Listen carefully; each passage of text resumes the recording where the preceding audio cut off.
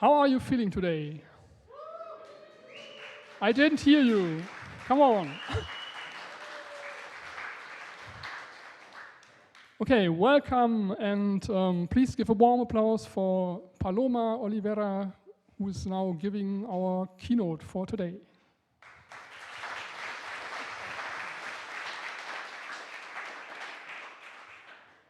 Well, thank you. Huge thank you for everyone who's here on a Sunday morning. Highly appreciated.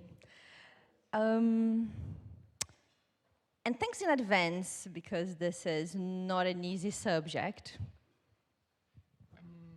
Sorry, we have to wait a few minutes because the stream is not yet up. So. Anyone good with jokes would like to introduce the day?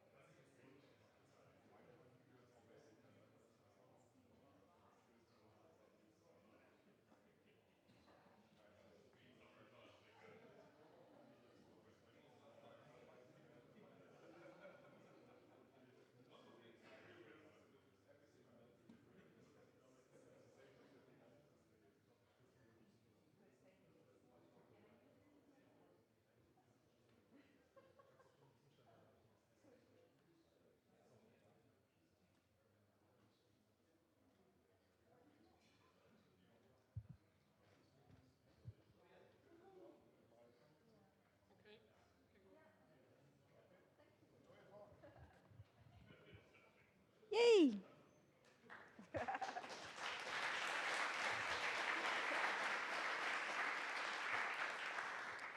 Thank you, technical people, for solving it. Cool.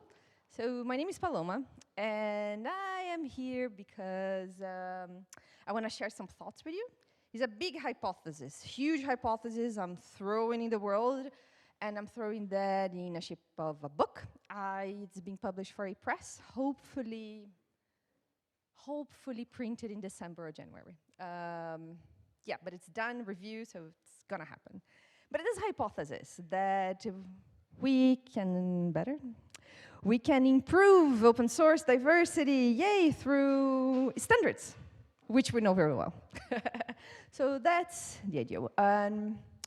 Just to introduce myself quite briefly, I am Paloma Oliveira. I come from Brazil, had a period of time in Mexico, have been in Germany for a little while now, and that gave me a really broad perspective of what open source is, because I've been involved in open source community since 2009, producing open source conference in Brazil.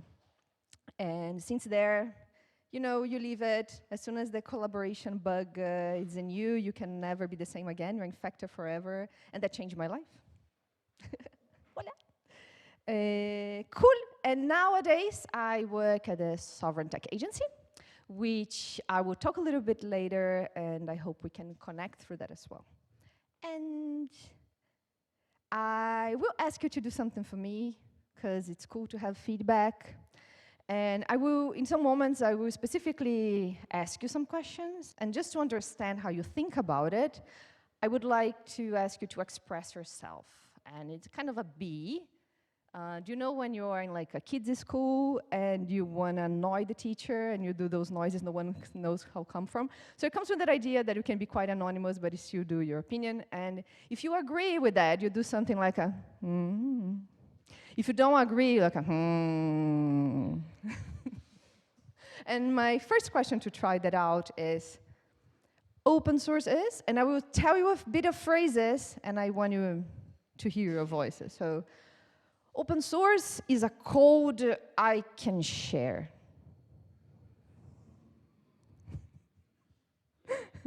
Open source is free, and therefore I should not pay for it. And I'm using open source here, just a big shout out, just to, warning, I'm just not writing free and open source software for being brief, but that's more where I come from, politically speaking. But open source is a community.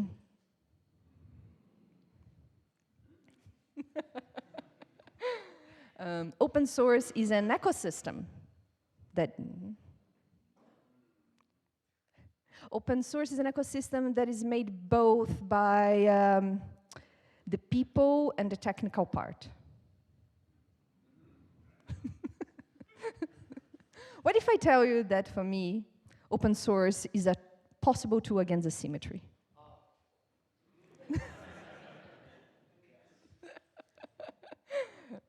Okay, good, thank you.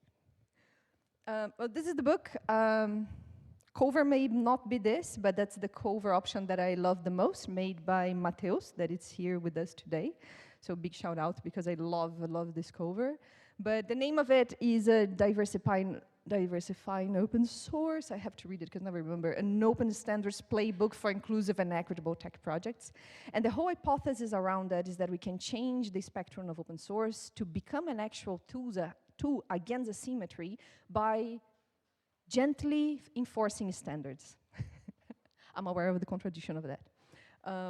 And that's the hypothesis of the book, and it's constituted by a part of big awareness that I will talk very briefly about for you today, what it is about, and a part that is an actual manual that you can copy and paste it, and whether you understand it or not, it will still improve your project.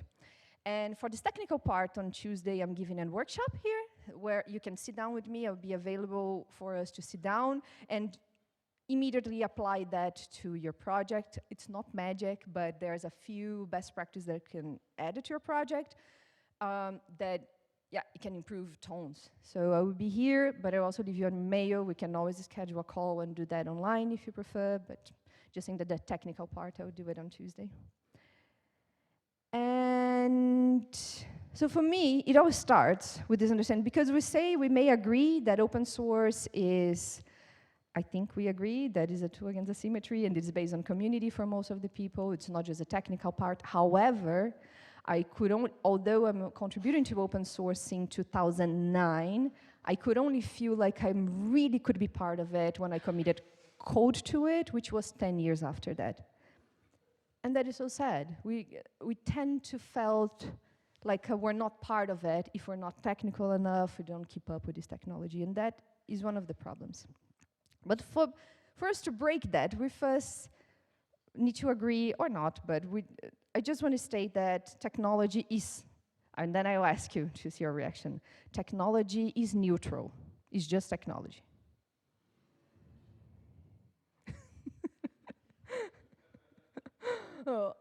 I will, from my perspective, technology shape things, shape our thoughts, shape how we do things, our communities, and the power structure we live under.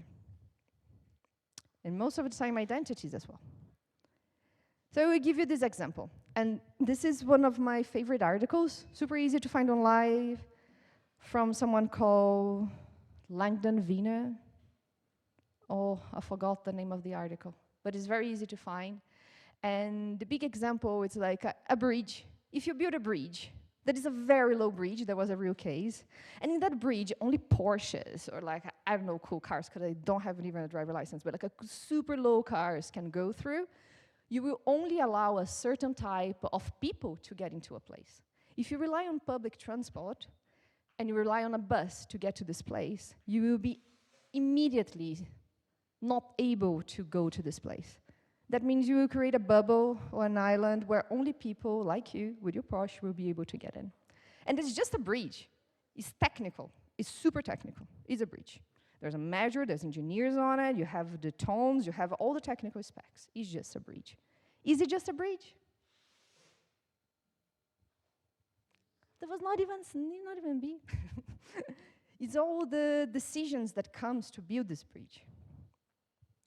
And so part of this understanding how that affects open source directly,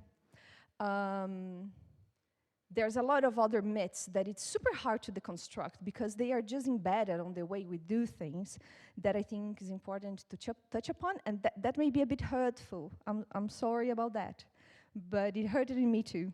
But I do believe that is when we feel those punch on our stomach, it's that we really feel it may be a possible change. And I would touch into 2 points. One is being invisible by default, and the second is on meritocracy. And because those questions will lead to the question, we're open, but open to who? Maybe using the wrong thing, and that's the main question. And, well, I may be going way, way too fast. I will read because I really like the phrase. When the world is designed around the average man or around an average body, women become invisible. And I'm using woman here because that's based on a book called Invisible Woman. But that's the hypothesis of the book. And all the technology that we use that's supposed to make our lives better, to improve our health, to improve our mobility, instead of being the technology that help us, usually ended up becoming a technology that harms someone and becomes another tool of oppression. And when you think, okay, yeah, but what does open source has to do with that? Well, if you design your standards, your governance, and they are only reflecting the people who are in the room, and we know how those rooms usually look like, you may be really quietly and inadvertently building a whole system that is not meant to be open to everyone. And this is one of the examples to make this a little bit more concrete that Carolina Criado Perez uses in her book. It's a great book called Invisible Woman, and she uses data, which is a very pragmatic approach nowadays, like the law, to comprehend the world. She goes through medicine, through many layers where this assumption falls under. But the public transport, I found it very interesting example. That is usually you think about public transport, yeah, I go home to work and I come back home. But that's usually not true if you're a caretaker. You have to stop and maybe take care of your parent, or you have to go to get groceries and all other things that you have to do in life, that you have to do multiple stops. If your bus system is not designed, not just bus, but if your public transport is not designed for you to go around, it is an issue. And that was based on, if I remember correctly, was an example from Buenos Aires, that they solved a lot of the issues. They didn't depend on the train, but the mayor, there was a woman, started understanding those necessities and creating different routes that would go inside of the neighborhoods. And that solved immensely most of those issues. And when we think about open source, and I put that in patterns, which patterns are we doing that we're just like, well, but it's obvious, we need to go from here to here, is just a technical decision. I would urge us to step back and think, is that a pattern that really is designed, that is non-linear, that can accept, which are those patterns? And this is the other example of if you think of your contributor pathway or your maintainer pathway, that is the one that is fully dedicated, or the classic, that is a little bit of an archetype in open source, that is someone that is so passionate, so fully passionate, that spends the weekends, the after hours, and is exhausted and burned out doing code without considering this person may have other necessities or 2 jobs sometimes. You make that a tremendous barrier. The other one is when we talk about meritocracy, and that is a huge embedded in technology. And in the book, this gloss said very thoroughly, but most of it I took from another great book from Georgina Voss called System Ultra. It has been launched, I think, this or last year. And she tells the whole story from how the technology we use today come from cybernetics, to Silicon Valley to today, which is super embedded the idea of meritocracy. And there's a very interesting man called Daniel Markovits, which is a lawyer, North American lawyer. He writes this book called The Meritocracy Trap, and he says that the trap in here is that the technology pretends to reward a talent, but without considering what makes this talent possible to become a talent. But when you start to look inside it, you will see how many privileges or how many circumstances led to this talent to become a talent. And open source, it's not different than that. We mostly say, well, this person is amazing, super rewarded, do everything. Burnout is also usually a very big coin of prestige. But if we don't start to question how we are rewarding or how we are understanding this merit, we're just creating more and more inequalities. And thinking it's fair because we use terms like fair license or open, which are embedded in beautiful words that when you see it, it's not actually that. And what Merkovits says is that we're creating a new aristocracy. And I'll try to keep up with that example, because when I read that, I think we were climbing, and I was just like, oh, I have to take a note of that because that's so brilliant. I have never thought about that. It was one of those punches on the stomach. How privileged we all are that inside of this room, because we have at least access to a second language. To most of us, I don't believe English is the first language. We have access to technology, to a computer, to the knowledge to have this computer. It's a bunch of privilege that most of people do not have. And what we create with that is that if you don't have this bare minimum, you create an elite that has a lot of education, if you have this elite, you're creating new jobs that is based on these new technologies, and AI is here to prove today that only if you have access to the best knowledge, you will create another type of job, and that job will create very big salaries and put you way behind, and it's creating a huge gap on our society. But then you look to this person at the top and you say, no, it's super demerit. They were working 8 hours a day, making the day 3, and super genius, brilliant. Is it that we are actually baking as a society? And that creates this closed loop that one will push to the other, the new technology, the new talent, but what happened with the ones that have been left behind?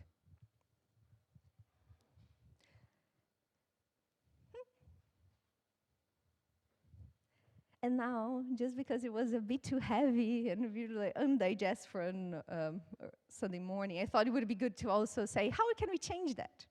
And I will give like 3 examples that how can we start shifting that when we really embed this understanding, this conscious about it. And one of these is valuable sensitive design that by design help us create technologies with moral imagination. It is a very interesting, I will go to that. The other one is asking who's in the room and what to do with that. And the other question is who is in the room but doing what? And most important question, if you have to take anything from it, anything from this talk today, is having this question in mind. Who is being affected for this tool I'm producing? Who is being directed, affected by it? The end one that we use it. And this is a call for us to be more open by design. So instead of, from the design of the conscious of the technology we're using, having some tools that help us design everything with this purpose. Here I will quote the valuable sensitive design, but there's other people. There's a bunch of new, has everyone here ever get in contact, done a workshop, or know the people from the Open Design? They have been in a few conferences more and more, and they're designers that are directly contributing to open source by helping to ask those questions. And that can go from developer tools to CLIs to whatever. They do the design work, but not the design as a beautiful thing to be on the screen, but what is behind this tool and why is it needed or not. They are great, so I heavily encourage you to look for it and to try to get some of those as volunteers on your projects and what you do. And value-sensitive design, they have, it's all online and it's gratis, so you can just download it. They have a kit that helps you when you're asking those questions, redesign what you're doing. And I took a class in a school that I love in Berlin called School of Machines Believe and Make Believe, and they were trying to change how we perceive data using this methodology. This is how I get in touch with. And we use this toolkit, and I try to apply that to my work. And the most value, it's not magic nor anything, but they have this toolkit with cards that helps you ask those questions. Who is being affected? And this is super hard, because often we're so enclosed. For example, if you would think about open source stakeholders, who would you, I will ask you to shout stakeholders that you think those are involved in this project. Who would you quote? Maybe the developer. Who else? Huh?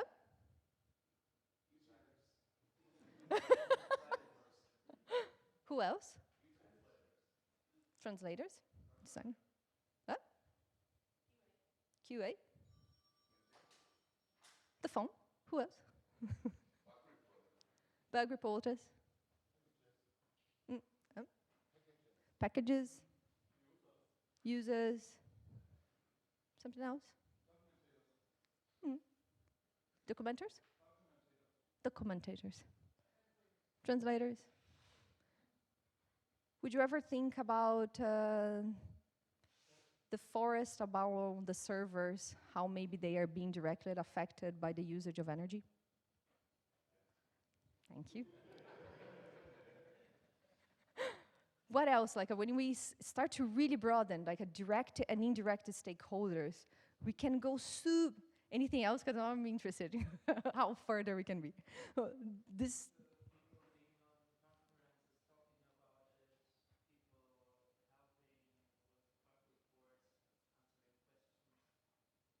There's tons. Thank you. Thank you, everyone, for your inputs. There's tons. But we often forget about the indirect ones. And doing these exercises is a pretty important thing for us to always remember the one in the point. I didn't put in this slide, but there's a person I admire a lot in open source that is Toby Lange. And he gave a talk in FOSS backstage maybe 4 years ago called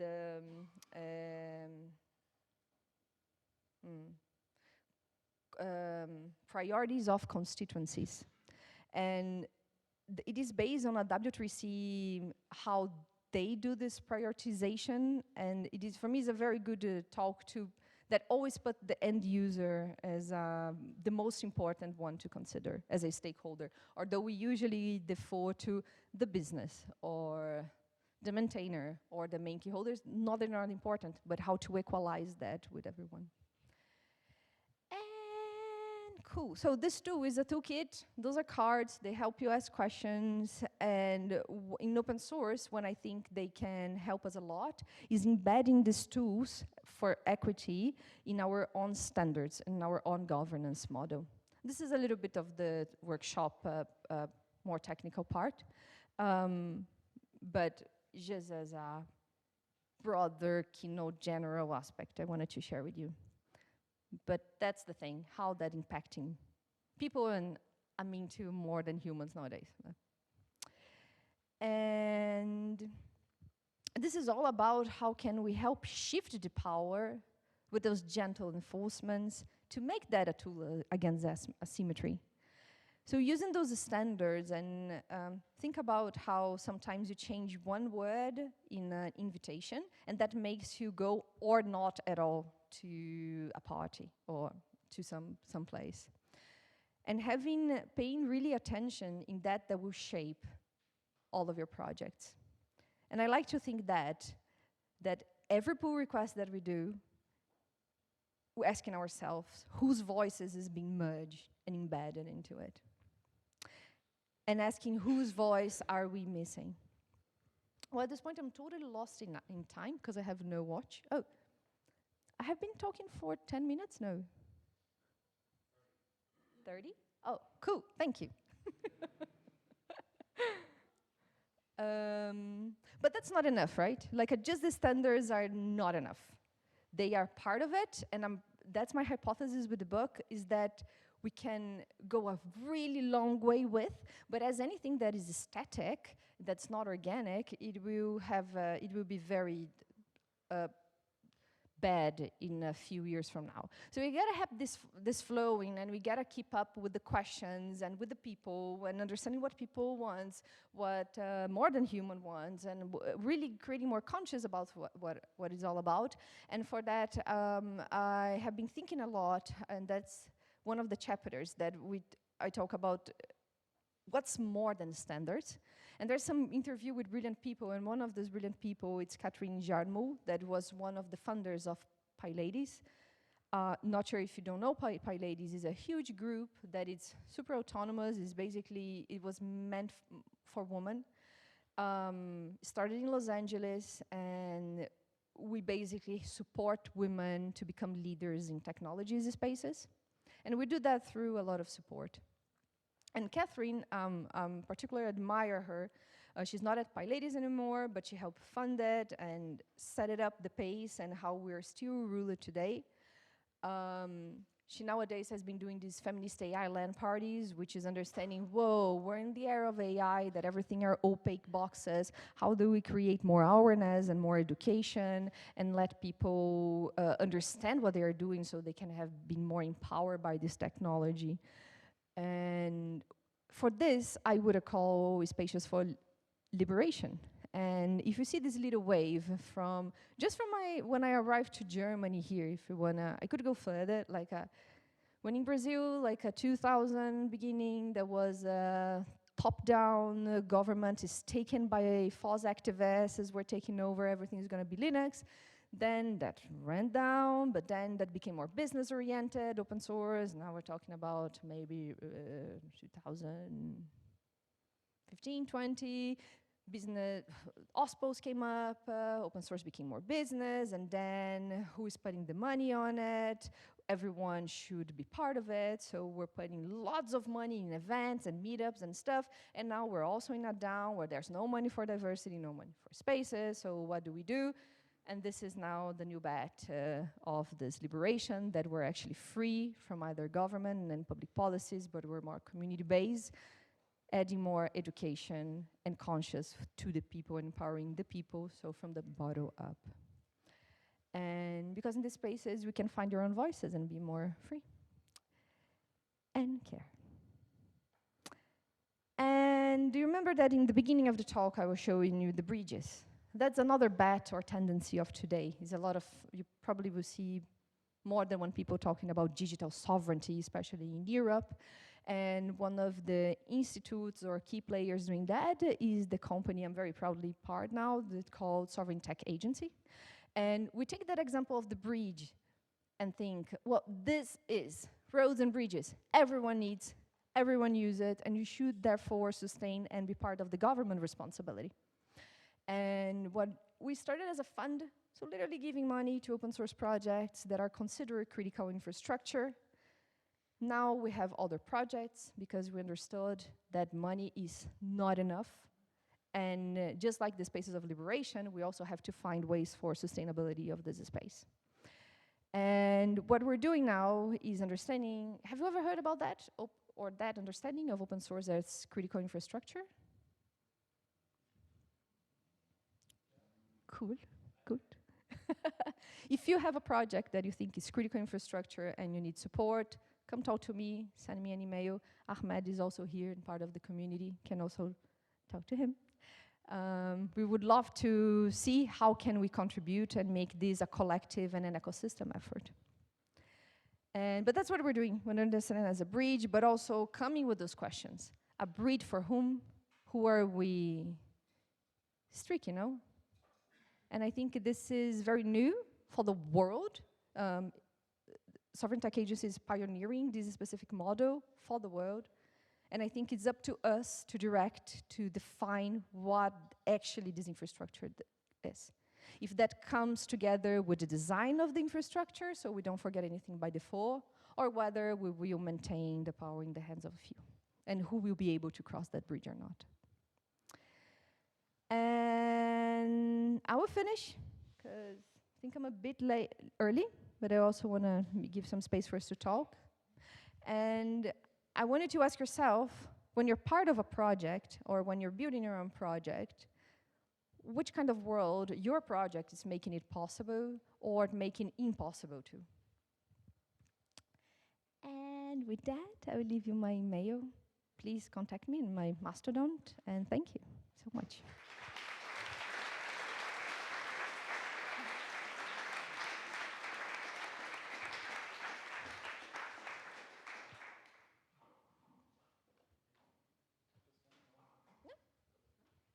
Does anyone statement, questions, angriness, love debate? I have a question. Maybe it leads to a long debate, I don't know yet.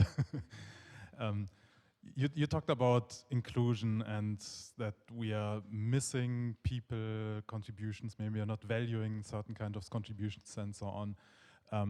And I think that's all, you made a lot of good points, and we do need these bridges where also buses come through. I think that's pretty clear.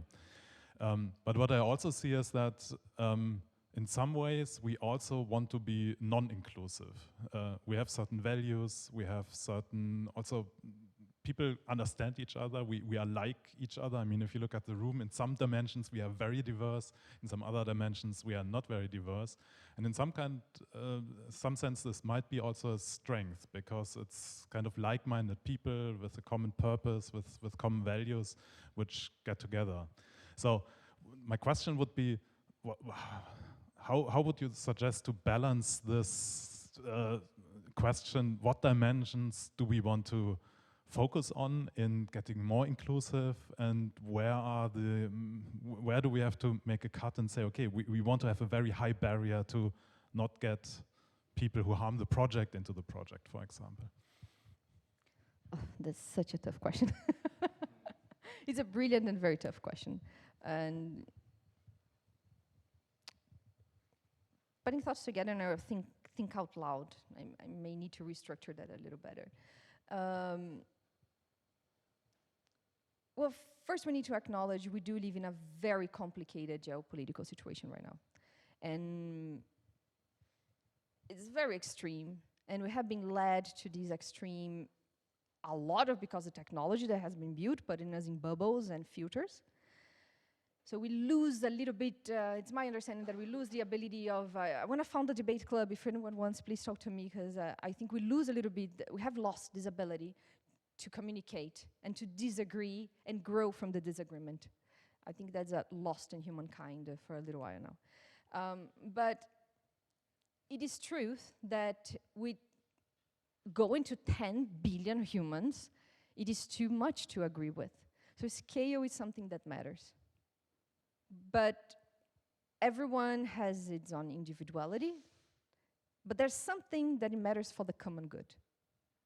So this focus on what matters for the common good and who is being affected for the common good, I think is the most important. So let's take Linux desktop as an example, good example. Well, it's a desktop. Shouldn't everyone use it? And let's use people with disabilities, that I think is the most affected. Shouldn't we have by design, because this will directly affect people with disabilities, to use it? And how do we create a tool for someone with disability without these people with disability in the room to make the design decisions? And then you bring them in. So it's more about which kind of values are you focused on, who does this affect? I know it's very broad and general, not answering directly, but because in the day by day, it's like, I don't want this asshole by my side. It's just annoying. And it is, right? And then it's a little bit of a people, that's why the code of conducts and good governance models come from. And in this, when I say standard, that is about communication types for daily and process, very well structured. It's all about communication. It's all about communicating with the other. You don't need to be like me. And of course, I want people that I feel being cared and belonging to. So we have to balance this both. If someone is not caring, it's not adding to the community through the best of the goal of this project, with the best of intentions for the end, I think that's more where it comes from. Most of the communication noises could come from good trainings, good governance, and good code of conduct that is designed by the community and not just copy-paste and asking people to enforce it, because code of conduct is not enforcement. It is a common agreement of gentialities, with being gentle to one, convivialities, better word. Does it help? I don't think it gives you an answer, but it gives you a compass where not to lose focus. But indeed, we definitely do not want people that it will take us off because we're losing time, like smoke curtains nowadays. I will not be nervous with the more stupid news that I see, because that's totally taking off of my work. And if you're doing that, you're missing out the main point. So I think it's a very good tool for you to stick to the point. Didn't help at all. I would like to follow through, because I think that's a fundamental question to keep on ratones thinking. No. Also on the topic of being inclusive. So in KDE we have the code of conduct, we have the KDE manifesto, we have the KDE vision statement written down. I think this somewhat defines what kind of people you want to be inclusive for. So those who don't agree, well, that's probably not the right place for them. But what I actually wanted to say, there are also technical decisions which make us inclusive or not. So when I come home in the evening and see some newer dependency is required, then I think, okay, no time to take care of that one now. I'm out for 3 months. Yesterday, this was mentioned in a different context on KDE Neon Core. So if you want to stay relevant there, we shouldn't always require newest dependencies. So people who have little time to contribute, that makes it harder for them. Yeah, That's maybe not a question for you, but no, I give a big shout out for that. Why we don't understand and respect, and we added that recently to our values. Like our values is, we're putting the people behind the code first. So that's why the funding exists. We don't want more the story of burning maintainers. Everyone should have dignity of work. And dignity of work is one of the topics of the book as well. This is fundamental. And fundamental for the people well-being. This is on top, more than any, I have to merge that. People should come first. Sorry. Hi, I'm Luis, and I have a question. One word which is missing, or to my mind is missing in the subject, is the connection of the asymmetry of power situations and empathy. So whenever you have a stronger asymmetry of power between people in a certain context, real empathy between people is not possible in a real way. And I think open source, especially free software, is allowing us to have this level of empathy independent of any power relations, or at least a minimum of required power situations. So what is your position? Boy, tough one as well. How do you force someone to be empathetic with you? Interesting. Say more. How would you enable empathy? No. Would you repeat, please? Would you repeat, please? How would you enable empathy? Is that kind of the question? It's not about enabling empathy or realizing empathy. It's just having a space for empathy, a room for empathy, because in asymmetric power relationships, like business relationships with somebody paying for somebody for a service or a value, there's expectations and there's always a power difference. Yep. And the power difference always gives in those situations, in the last resort, even if empathy in personal relationships is possible or is there at a certain moment, it can always be completely destroyed by the power relationship. Yeah. And the KDE or open source free software in general allows us to be inclusive, even or exactly because there is only a minimum required power relationship to steer the project in certain directions where it's absolutely necessary. Yeah. It's like a parenting relationship where you as a mother, we are all mothers also, so raising your children is probably the best way to keep away from using your force and your power as a parent to move them in a certain direction, but allow them to be free. Ooh, yeah. So that's a point where I started in the first pictures, where you used the word asymmetry of power, and I directly came to that connection. So, but I have that out from another context. So. Yeah. Thank you. Probably we'll search for you to talk more about it, because you have another perspective that I would like to add.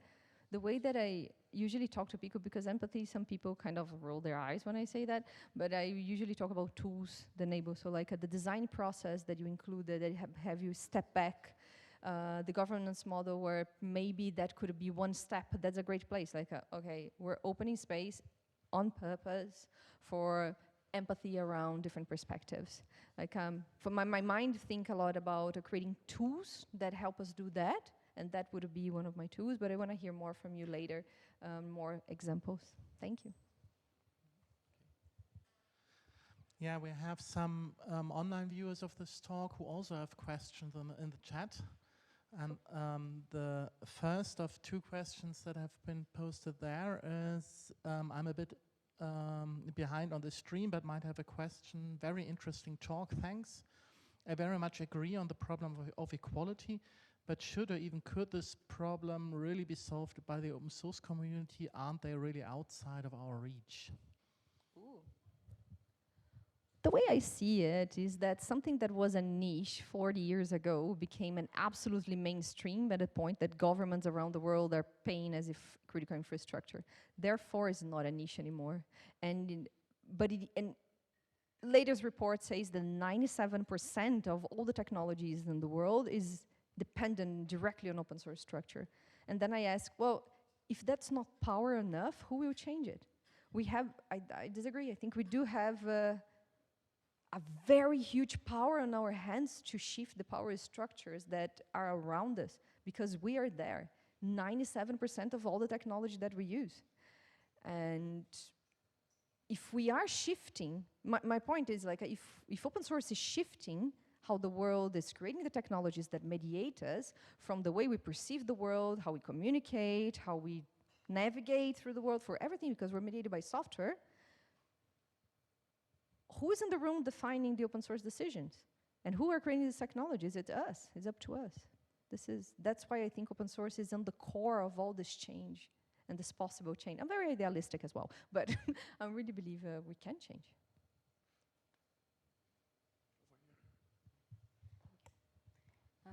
So in these slides, you always use, like this? In these slides, you mention, you always use the word woman, right? And well, feminism and like and such movements, they have been famously inclusive only to white women and cis female people.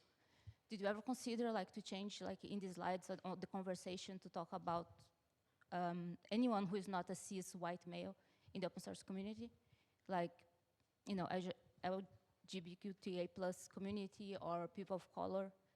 Because I would argue that even more invisible than just woman in open source is woman of color who is part of LGBTQIA+ community, for instance. You know, I just missed that in the talk, you know, because like even the book, like Invisible Woman, you know, do they have enough data for these other groups that would help us to make the open source more inclusive, you know, to everyone? Yeah, that is a big theme. I use women specifically to talk about the Invisible Woman book. For me, I come particularly from the critical disabilities theory, because I think the most excluded people are people with disabilities more than anyone.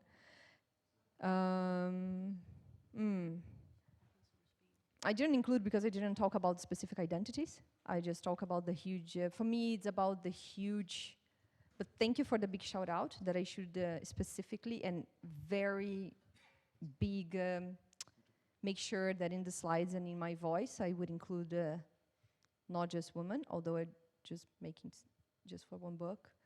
In my book itself, I do go through several different communities. Touching identities is, we're going through PyLadies. I can give you the example of PyLadies. We changed our code of conduct to include women and non-binary. I don't think that's enough, honestly. I think framing that, I don't know how to frame it in the best way. We keep on changing. Because open to all is not that it. If we open to all, and to your point, in PyLadies specific, that is a community that is trying to historically reparate a lack of diversity in tech. It is an issue.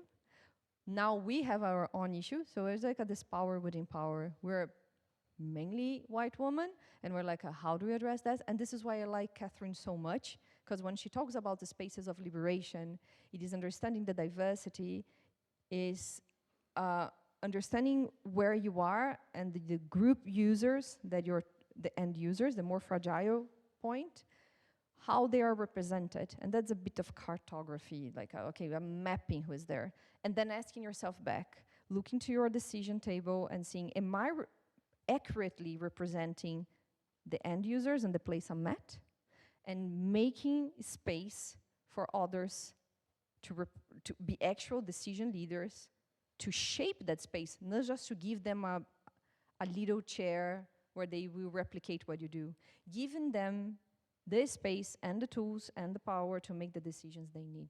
And I'm not touching specific identities here because we need to include several different ones, but acknowledging that now, at least at PyLadies Berlin, we're working on having more Black women, Turkish women, because there's a big representation. We do have one Turkish woman, but at the same time, it should not be a token. We cannot do that as a tokenism. And that's why I'm trying to tackle more in the tools and the governance and how we understand that we need this type of representation than being through this token option and saying, now we need more women in this chair to do exactly what we do represented. And I'm sorry I didn't add it in the slide and be more specific about that, and thank you for bringing that up.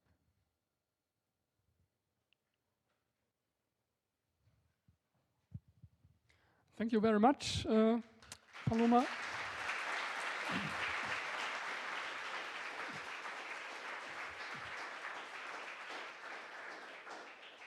We will now have a coffee break upstairs, so you can all get your caffeine for getting wake up. And at 11:25, we will have a talk here about handling negative feedback by Excelli and about CPP check in room 2.